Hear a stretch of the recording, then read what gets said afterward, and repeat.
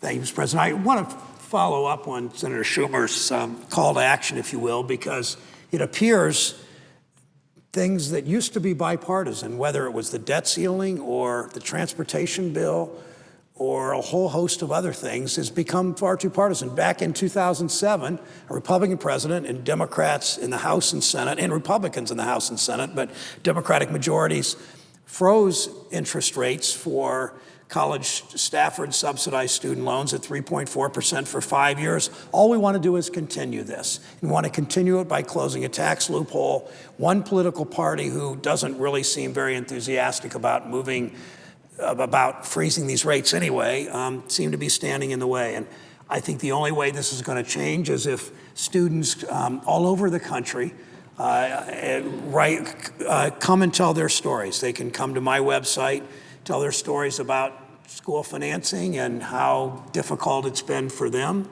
They can come to brown.senate.gov/college loan stories and tell us their stories. In the past week, I've been to Cuyahoga Community College and to in Cleveland.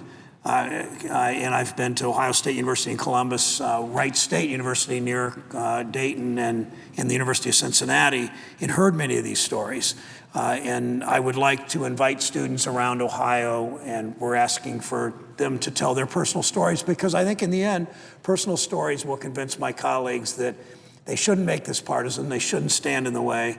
They should work with us so we can freeze this student loan rate at interest rate at 3.4%, because I think it will matter. In my state, and I know the Commonwealth of Pennsylvania, the presiding officer's state is not much different than that. The average four-year student in Ohio who graduates has a $27,000 accumulated debt through their 4 years in college, and that means that those students will have more difficulty, probably won't be able to buy a home, probably won't be able to, or will have to delay it, get married, start a family, start a business, and we have no moral. I just think it's really immoral for us to pile more debt on top of what they already have. If we want to build a prosperous society, the way that we did with the GI Bill. The GI Bill provided individual opportunity for millions of students in the 40s and 50s, young men and women returning from the war.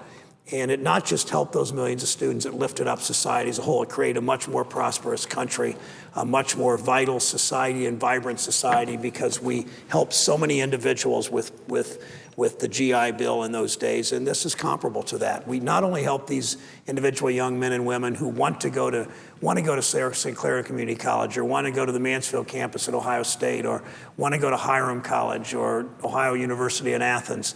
They want to go to school. They simply can't we can't load up this much debt on them.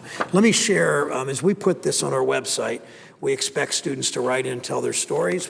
Well, I know they will. We've got 5 stories that I'll just share a couple of these today and save a couple more for tomorrow. Bonnie of Elyria, who's a mother and a teacher, writes in, "I'd like to be able to send my 3 boys to college. As a public school teacher, I've worked hard to instill in my students the idea of continuing education. However, my own children will most likely have to take out student loans to pursue a college degree.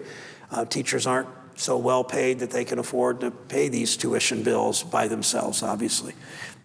With soaring tuition rates, my children will graduate with more debt than my husband or I had after graduating from college 35 years ago. This isn't a good way to start a career or a life of their own. Please keep the student loan interest rates at 3.4%.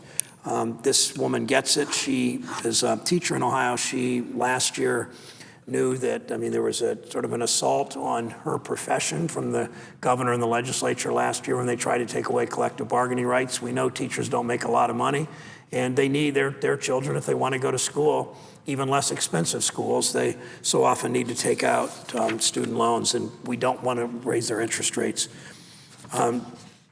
Katie from Marion writes in, Marion's a community just north and west of Columbus. I urge you to vote against raising Stafford loan rates. I live with my fiance, also attending college full-time. Our household brings in less than $35,000 a year. I'm working part-time in order to attend college full-time with tuition and expenses. Adding in the normal cost of living, it's a struggle to make ends meet every month. I understand and respect the legislative process. I still have faith that it can be effective. I know that compromises have to be made for change to occur. However, I'm worried that by the time everyone's on the same page, the government will have either taken so long to come up with a solution or cut funding so much that the average American can no longer afford to pursue a college degree. I hope, if nothing else, you take away from this, there are Ohioans who are in this for the long run, will not accept anything less than what we deserve, and our education is not negotiable. And the last one I'll read is Rashaya of Toledo.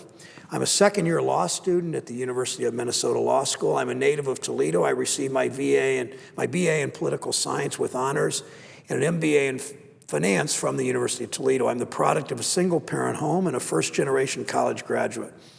My mother's a cancer survivor. My father was shot and killed when I was 10. I'm the eldest of 3 children. My education has been a miracle of sorts. It's allowed me to change the circumstances of my environment. It was only possible through scholarship money and federal loans.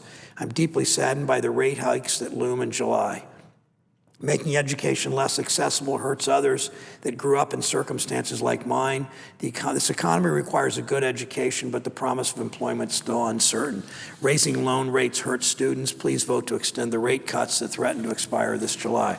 Mr. President, those 3 letters so speak for themselves, where students, they just want an opportunity. They're not asking for welfare. They're not asking for a handout. They just want to keep interest rates low so they can go to college without such a huge, onerous, burdensome debt that they'll never get out from under it. And why would we do this to this generation? My wife was first in her family to go to college. Her dad carried a union card, worked at the illuminating company. Her mother was a home care worker, went back to work when Connie started college to try to help them pay. And she graduated, had very little, almost no help from her parents financially because she was the oldest of 4 children. But she was able to get enough grants and loans, in low interest loans, that she graduated with only a couple $1,000s in debt from Kent State University. And those days seem to be behind us. We should at least aim for that kind of situation today where young people get more of a fighting chance when they come out of school. And I just urge my colleagues to listen to these stories and to read some of these stories and to vote accordingly when we bring this bill back up to the floor. Today, there was a vote where more than 40 of our colleagues said we're not even going to allow this bill on the floor to debate. That's pretty unconscionable to me when you hear the stories of these young people.